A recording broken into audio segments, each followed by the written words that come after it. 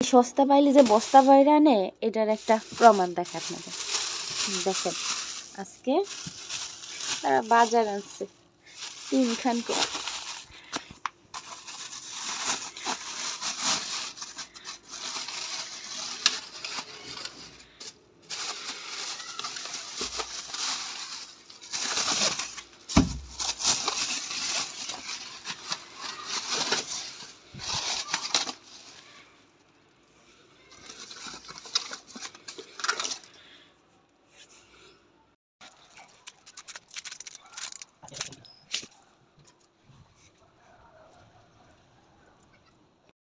বাঁধাকপির সাথে এই যে কালো জিরের চাল, এই দুটো মিশিয়ে রান্না করলে একদম অমৃত হয়ে যাবে। এই যেখানে আমি বাঁধাকপি ফ্রেশ ফ্রেশ কেটে নিয়েছি, এখন বাজারে তো বাঁধাকপিতে 6 লাখ। তো এই সিজনে এই রেসিপিটা অবশ্যই আপনারা চেষ্টা করে দেখবেন, একদম মুখে লেগে থাকবে।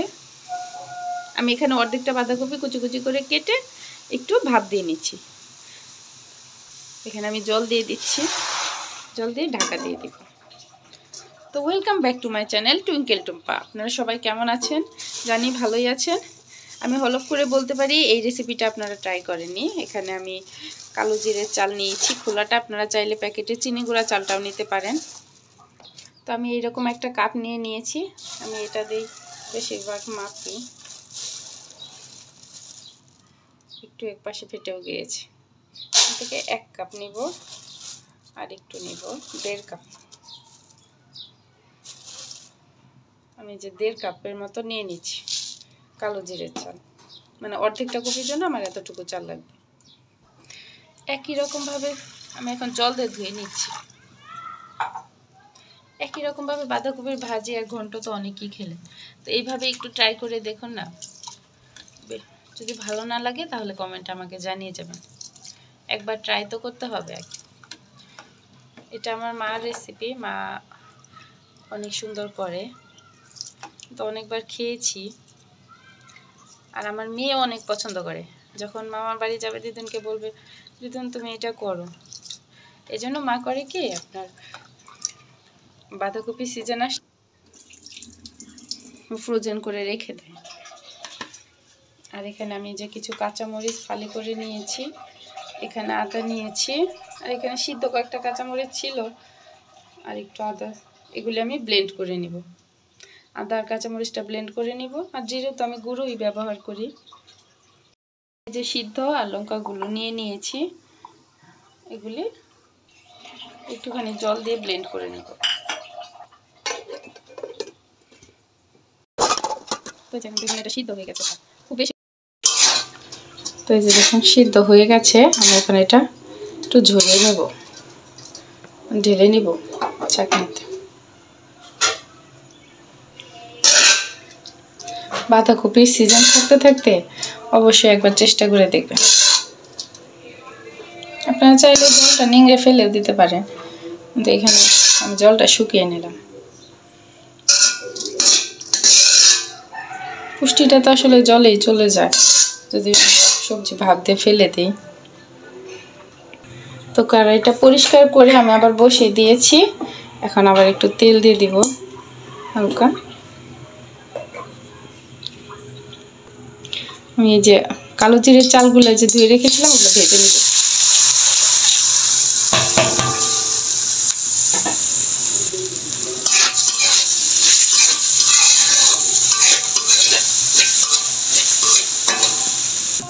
একটু ভালো করে ভেজে নিতে হবে, কালারটা যতক্ষণ না চেঞ্জ হয়ে যাচ্ছে, সাদা হয়ে যাবে, ততক্ষণ ভালো করে ভেজে নেব।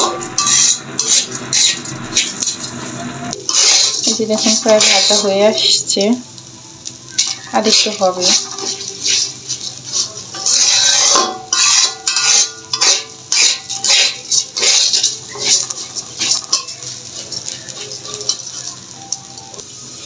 এই চালটা মোটামুটি ভাজা হয়ে গেছে, আমি এখন নামিয়ে নিব। আর এদিকে দেখ আমি ফোড়নের জন্য নিয়েছি এখানে এলাচ, দারচিনি, আদা কুচি, 3টা শুকনো লঙ্কা। এই কাঁচামরিচগুলো আমি পরে দিব, আরো লাগবে আমার ফোড়নে। এখন আমি চালগুলো নামিয়ে নিই, এখানে নামিয়ে রাখছি। কড়াইটা অনেক বড় তো এক হাতে নামাতে কষ্ট হয়ে যায়।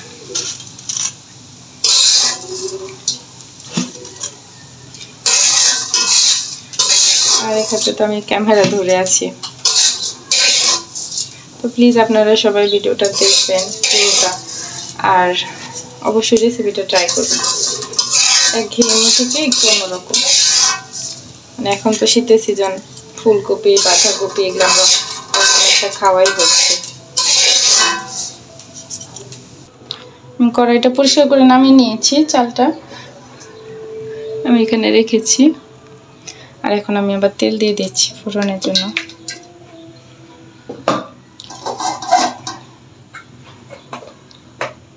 তো আমি কড়াইয়ে তেল বসিয়ে দিয়েছি। আমি একে একে যে প্রথমে এলাচ দারচিনিটা দিয়ে দিব আর শুকনো লঙ্কাটা দিয়ে দিব।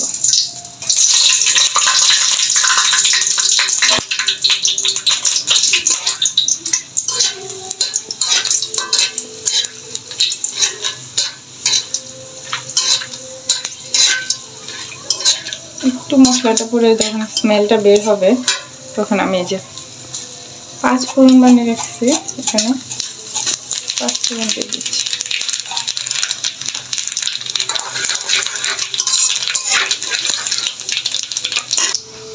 পাঁচফোড়নটা একটু পুড়ে এসেছে, এখন আমি আদাটা দিয়ে দিচ্ছি, তেজপাতাটা।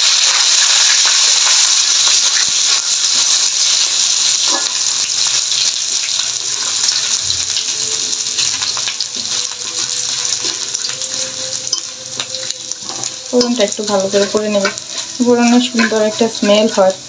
এটা নিরামিষের দিনের জন্য একদম পারফেক্ট। মানে যে আজকে একাদশী পারণের মধ্যে এই নিরামিষ আইটেমটা আপনারা খুব সহজে করে ঠাকুরের ভোগ লাগাইতে পারেন।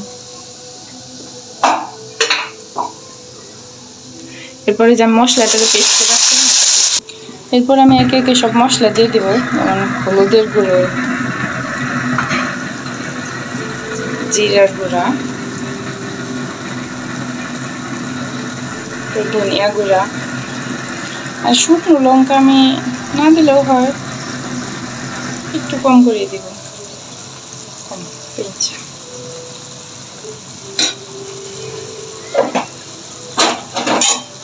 লবণটা কিন্তু আমি এখনো দিইনি।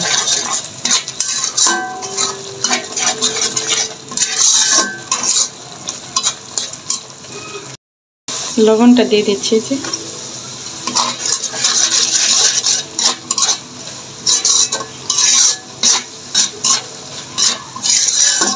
মশলাটা একটু ভাজা হোক।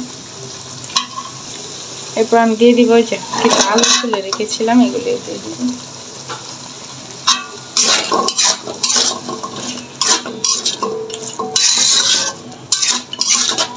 আর আলুটাও একসাথে সিদ্ধ হয়ে যাবে, মশলাটাও কষানো হয়ে যাবে।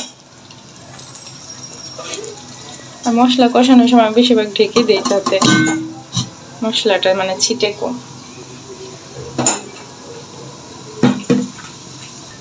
আর এদিকে আমি যে ভাত বসিয়েছি,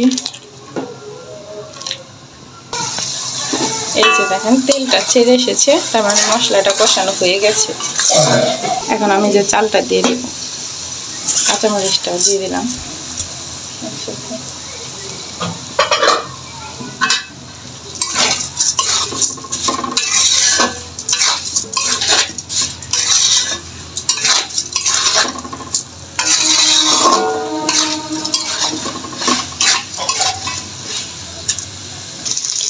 চালটার সাথে একটু ভালোভাবে কষানো হয়ে গেছে, তখন এই যে দেখেন তেলটা বের হয়ে আসতেছে, তার মানে কষানো হয়ে গেছে। এখন আমি এই যে কপিটা দিয়ে দিব।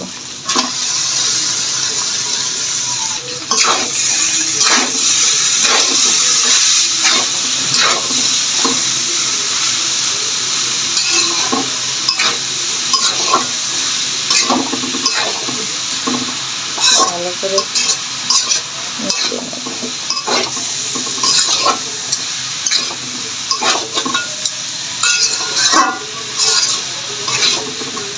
এবার আরেকটু ভালো করে মজিয়ে নিব কপির সাথে সব কিছু।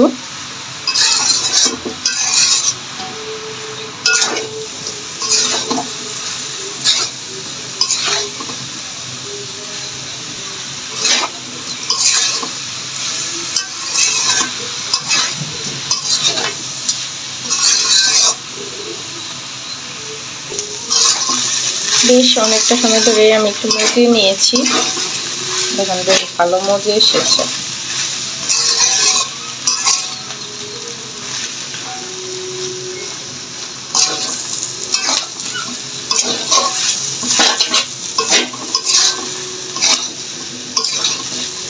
এখন আমি একটু জল দিয়ে দিব, বেশ অনেকটাই লাগবে।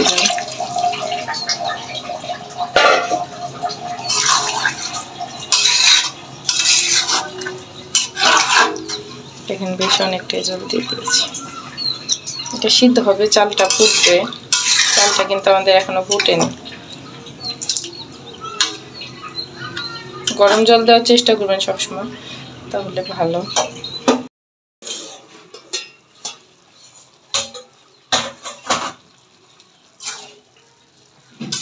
এটা আরো শুকিয়ে আসবে, হয়ে আসছে, একদম শুকিয়ে যাবে।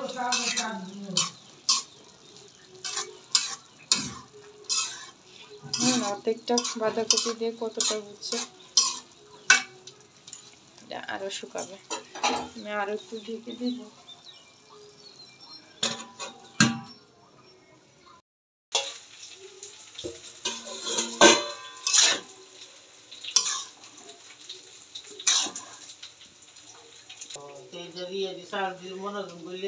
এখন একটু গরম মশলা গুঁড়া দিয়ে দিচ্ছি প্রতি, আর একটু যেখানে ঘি আছে একটু ঘি দিয়ে দিই, একটু ঘি দিয়ে দিলাম। এখন একটু ভালো করে মিশিয়ে নিচ্ছি। শেষে ঘিটা দেওয়ার চেষ্টা করবেন, তাহলে সুন্দর একটা স্মেল আসে। সবগুলো ভালো করে আমি একটু মিশিয়ে নিচ্ছি।